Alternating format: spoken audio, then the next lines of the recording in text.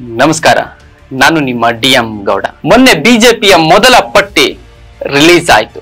197 ಸ್ಪರ್ಧಾಳುಗಳನ್ನು BJP ಅಧಿಕೃತವಾಗಿ ಪ್ರಕಟಿಸಿದ ನಂತರ ಕರ್ನಾಟಕದಲ್ಲಿ, ಅದರಲ್ಲೂ ಪ್ರಮುಖವಾಗಿ ಬಿಜೆಪಿಯ ಟಿಕೆಟ್ ಆಕಾಂಕ್ಷಿಗಳಲ್ಲಿ ಕೆಲವರಿಗೆ ತಳಮಳ, ಕೆಲವರಿಗೆ ಗೊಂದಲ, ಕೆಲವರಿಗೆ ಸಿಕ್ಕೇ ಸಿಗುತ್ತೆ ಎನ್ನುವ ಆತ್ಮವಿಶ್ವಾಸದ ನಡುವೆ ಲೋಕಸಭಾ ಚುನಾವಣೆಯ ತಯಾರಿಯಲ್ಲಿದ್ದಾರೆ. ಈಗ ಅಂತಹದ್ದೇ ಒಂದು ಚರ್ಚೆ ತುಮಕೂರು ಲೋಕಸಭಾ ಕ್ಷೇತ್ರದಲ್ಲಿ ನಡೀತಾ ಇದೆ. ಒಬ್ರು ನನಗೆ ಟಿಕೆಟ್ ಕನ್ಫರ್ಮೇ ಆಯ್ತು ಎಂದು ಮಾಜಿ ಸಚಿವ ವಿ ಸೋಮಣ್ಣ ತುಮಕೂರು ಕ್ಷೇತ್ರಾದ್ಯಂತ ಸಂಚರಿಸುತ್ತಿದ್ದಾರೆ. ಸ್ಥಳೀಯ ತುಮಕೂರು ನಾಯಕರು ಮತ್ತು ಕಾರ್ಯಕರ್ತರು ಒಂದು ವೇಳೆ ಸೋಮಣ್ಣನವರಿಗೆ ನೀವು ಟಿಕೆಟ್ ಕೊಟ್ರೆ, ಅವರು ಸೋತ್ರೆ ನಾವು ಹೊಣೆಯಲ್ಲ ಅನ್ನುವ ಮೂಲಕ ತುಮಕೂರು ಲೋಕಸಭಾ ಕ್ಷೇತ್ರದಲ್ಲಿ ವಿ ಸೋಮಣ್ಣ ಅವರು ಅಭ್ಯರ್ಥಿ ಆದ್ರೆ ಇಲ್ಲಿ ಬಿಜೆಪಿ ಸೋಲುತ್ತೆ ಅನ್ನುವ ಸಂದೇಶವನ್ನು ಪರೋಕ್ಷವಾಗಿ ರಾಜ್ಯ ನಾಯಕರಿಗೆ,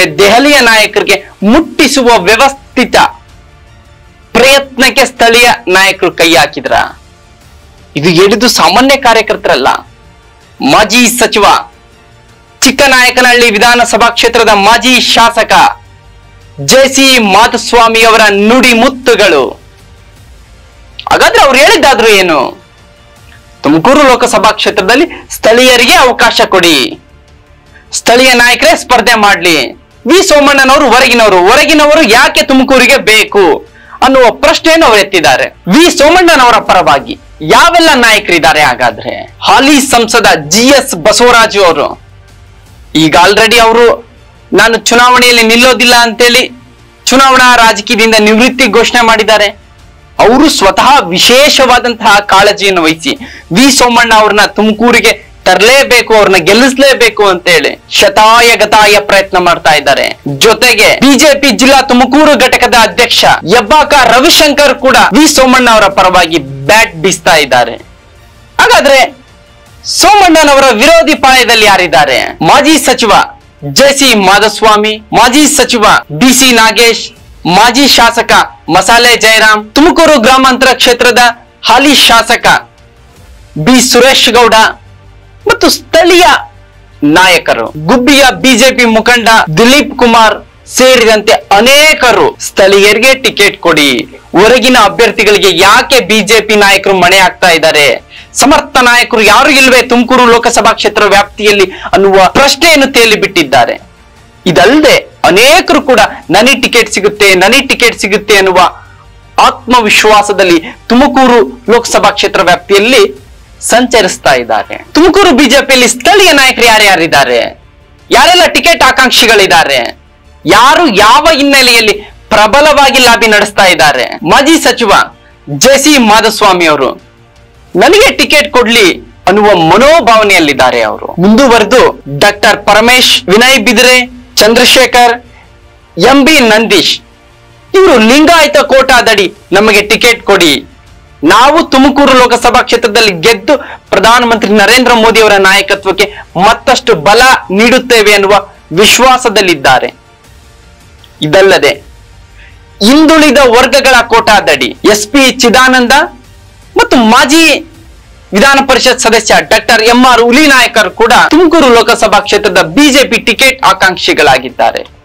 ಮತ್ತು ಒಕ್ಕಲಿಗ ಕೋಟಾದಡಿ ಒಂದು ವೇಳೆ ನೀವು ಟಿಕೆಟ್ ನೀಡುವುದಾದ್ರೆ ನನ್ನನ್ನೇ ಪರಿಗಣಿಸಿ, ಗೋಪಾಲಗೌಡರು ಬಹಳಷ್ಟು ಪ್ರಬಲವಾಗಿ ಲಾಬಿ ಮಾಡ್ತಾ ಇದ್ದಾರೆ. ಹಾಗಾದ್ರೆ ತುಮಕೂರು ಲೋಕಸಭಾ ಕ್ಷೇತ್ರದಲ್ಲಿ ಕಳೆದ ವಿಧಾನಸಭಾ ಚುನಾವಣೆಯಲ್ಲಿ ಸೋತಂತಹ ವಿ ಸೋಮಣ್ಣನವರಿಗೆ ಅಥವಾ ಅವರೇ ಬಯಸಿ ಚಾಮರಾಜನಗರ, ವರ್ಣ ವಿಧಾನಸಭಾ ಕ್ಷೇತ್ರಗಳಲ್ಲಿ ಸ್ಪರ್ಧಿಸಿ ಸೋತಂತಹ ವಿ ಸೋಮಣ್ಣನವರು ರಾಜಕೀಯ ಪುನರ್ವಸತಿಗಾಗಿ ಪರಿತಪಿಸುವ ಸಂದರ್ಭದಲ್ಲಿ ಅವರು ತುಮಕೂರು ಲೋಕಸಭಾ ಕ್ಷೇತ್ರದಿಂದ ನನಗೆ ಟಿಕೆಟ್ ಕೊಡ್ಲೇಬೇಕು, ನನ್ನ ತ್ಯಾಗಕ್ಕೆ, ನನ್ನ ಶ್ರಮಕ್ಕೆ ಬಿಜೆಪಿ ಹೈಕಮಾಂಡ್ ಬೆಲೆ ಕೊಡ್ಲೇಬೇಕೆನ್ನುವ ಹಂಬಲ ಮತ್ತು ಬಯಕೆಯಲ್ಲಿದ್ದಾರೆ ಸೋಮಣ್ಣನವರು. ಇದಕ್ಕೆ ಒತ್ತಾಸೆಯಾಗಿ ಹಾಲಿ ಸಂಸದ ಜಿ.ಎಸ್. ಬಸವರಾಜು ಕೂಡ ವಿ ಸೋಮಣ್ಣನವರಿಗೆ ಅವಕಾಶ ಮಾಡಲೇಬೇಕು, ಅವರಿಗೆ ಅನ್ಯಾಯವಾಗಿದೆ ಕಳೆದ ವಿಧಾನಸಭಾ ಚುನಾವಣೆಯಲ್ಲಿ, ಈ ಬಾರಿ ಆ ಅನ್ಯಾಯವನ್ನು ಸರಿಪಡಿಸಬೇಕಿದೆ ಅನ್ನುವ ಮಾತುಗಳನ್ನ ಜಿ.ಎಸ್. ಬಸವರಾಜ್ ಅವರು ಆಡ್ತಾ ಇದ್ದಾರೆ.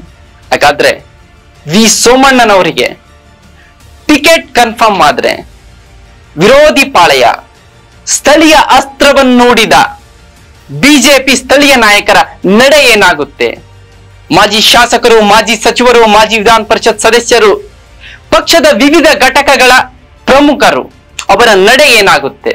ವಿ ಸೋಮಣ್ಣನವರಿಗೆ ಹ್ಯಾಟ್ರಿಕ್ ಸೋಲ್ ಖಚಿತನ ಅಥವಾ ಬಿಜೆಪಿ ಹೈಕಮಾಂಡ್ ಬದಲಿ ಅಥವಾ ಪರ್ಯಾಯ ನಾಯಕರಿಗೆ ಟಿಕೆಟ್ ನೀಡುವ ಮೂಲಕ ತುಮಕೂರು ಡ್ಯಾಮೇಜ್ ಕಂಟ್ರೋಲ್ಗೆ ಮುಂದಾಗುತ್ತಾರ?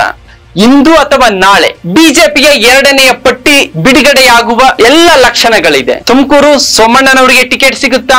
ಮಾಜಿ ಸಚಿವ ಜೆ.ಸಿ. ಮಾಧುಸ್ವಾಮಿ ಅವರಿಗೆ ಟಿಕೆಟ್ ಸಿಗುತ್ತಾ? OBC ಕೋಟಾದಡಿ SP. ಪರಮೇಶ್ವರ್ಗೆ ಸಿಗುತ್ತಾ? ಎಂ.ಆರ್. ಹುಲಿನಾಯಕರಿಗೆ ಸಿಗುತ್ತಾ? ಒಕ್ಕಲಿಗ ಕೋಟಾದಡಿ ಗೋಪಾಲಗೌಡರಿಗೆ ಸಿಗುತ್ತಾ? ಎಲ್ಲ ಪ್ರಶ್ನೆಗಳಿಗೆ ಇಂದು ಅಥವಾ ನಾಳೆ ಬಹುತೇಕ ತೆರೆ ಬೀಳಲಿದೆ. ಒಂದಂತೂ ಸತ್ಯ, ತುಮಕೂರು ಲೋಕಸಭಾ ಕ್ಷೇತ್ರದಲ್ಲಿ ಎದ್ದಿರುವ ಸ್ಥಳೀಯರು ಮತ್ತು ಹೊರಗಿನವರು ಈ ಚರ್ಚೆ ಚುನಾವಣಾ ಸಂದರ್ಭದಲ್ಲಿ ಯಾವ ರೀತಿಯ ವಿಕೋಪಕ್ಕೆ ತಿರುಗುತ್ತೆ ಎನ್ನುವುದನ್ನು ಕಾದು ನೋಡಬೇಕಿದೆ.